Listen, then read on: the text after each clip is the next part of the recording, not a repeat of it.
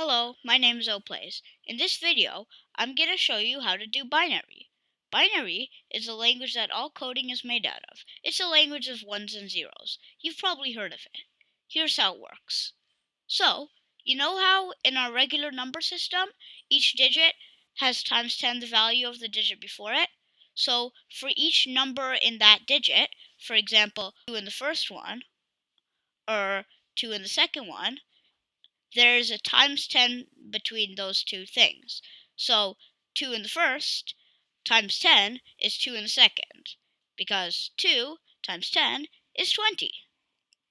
Binary is similar, except that in binary it's times 2 for each digit.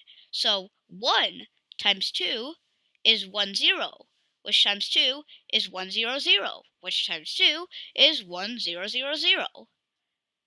So now, the way you can symbolize that is by a simple thing. Here you see 1010. Let's call that our binary number.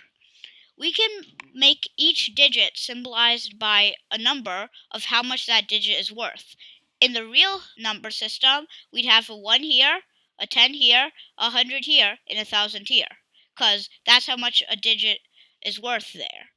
In binary, we've got a 1 here, a 2 here, a 4 here, and an 8 here, because that's how much these digits are worth. Since we have a 1 in the 8 spot and a 1 in the 2 spot, we have 8 plus 2. That's obviously 10. So 1010 is 10. That can be done with any binary thing. For example, 1001 is 9, because it's got an 8 and a 1.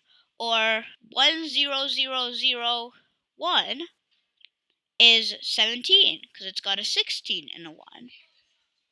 Okay, so I hope you learned how to do binary, and it might help you in the future. See you later.